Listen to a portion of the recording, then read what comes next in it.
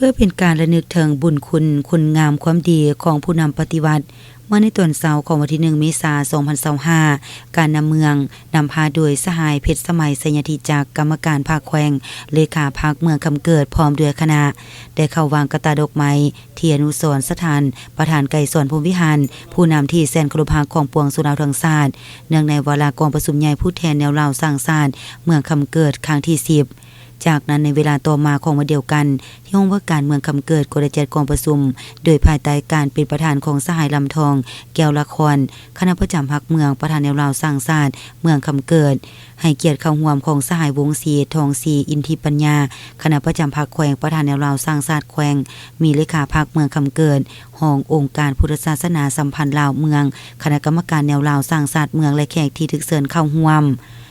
ในกองประชุมสหายลำทองแก้วละครประธานแนวลาวสร้างชาติเมืองคำเกิดได้ขึ้นพันห่างบริงานการเมืองของคณะกรรมการแนวลาวสร้างชาติเมืองคำเกิดต่อกองประชุมใหญ่ผู้แทนแนวลาวสร้างชาติเมืองคำเกิดครั้งที่10ว่าเมืองคำเกิดเป็นเมืองหนึ่งที่ตั้งอยู่ทิศตะวันออกเฉียงเหนือของแขวงบุรีคำไซมีเส้นทางเลข 8A ผ่านเข้าสู่สาธารณรัฐสังคมนิยมเวียดนามประกอบมี62บ้านจัดเป็น8กลุ่มบ้านมี 12,615 ครอบครัวมีพลเมืองทั้งหมด 77,599 คนหญิง 38,077 คนมี14ชนเผ่าและมี2ศาสนาคือศาสนาพุทธและศาสนาเยซูคริสต์นอกจากนี้ยังมีประชาชนจำนวนหนึ่งเชื่อถือบรรพบุรุษประชาชนส่วนหลายแม่นถือเอาการผลิตกสิกรรมกว่าถึง85ส่วนห้อยประชาชนมีมูลเสือสามัคคีปองดองช่วยเหลือซึ่งกันและกันตลอดระยะ5ปีผ่านมาคณะกรรมการแนวลาวสร้างชาติเมืองเดี่ยวใจใส่ศึกษาโหมการเมืองแนวคิดให้แก่ประชาชนบรรดาเผ่า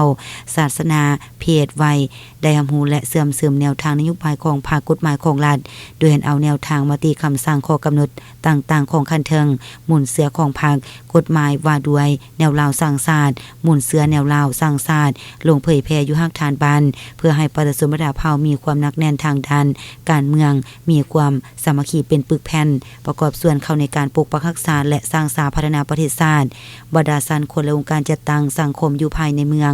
ได้เอาใจใส่เป็นเจ้าการประกอบส่วนเข้าในเวียกงานของการปกครองเป็นต้นแม่นความตื่นตัวทางด้านการเมืองเข้าร่วมทุกขบวนการโดยเฉพาะแม่นการพัฒนาเศรษฐกิจและสังคมการแก้ไขความทุกข์ยากตาม4 นัย 4 คาดหมายทั่วเมืองมีองค์การจัดตั้งสังคมจำนวน4สมาคมคือสมาคมพ่อแม่นักเรียนสมาคมโดยสารสมาคมจัดสรรตลาดและสมาคมนักธุรกิจนม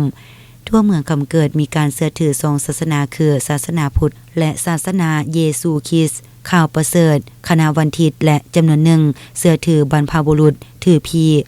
ผ่านการสร้างครอบครัวและบ้านสามัคคีปองดองเห็นว่าประชาชนบรรดาเผ่ามีความสามัคคีปองดองช่วยเหลือซึ่งกันและกันอยู่ร่วมกันโดยสันติกองประชุมครั้งปฐมฤกษ์ได้ประสานมติหำหองเอาสหายลำทองแก้วละครคณะประจำพรรคเมืองเป็นประธานแนวลาวสร้างชาติเมืองคำเกิดสหายบุญมามณีวงศ์เป็นรองประธานและสหายจันทพรแก้ววิเศษเป็นผู้กวดกา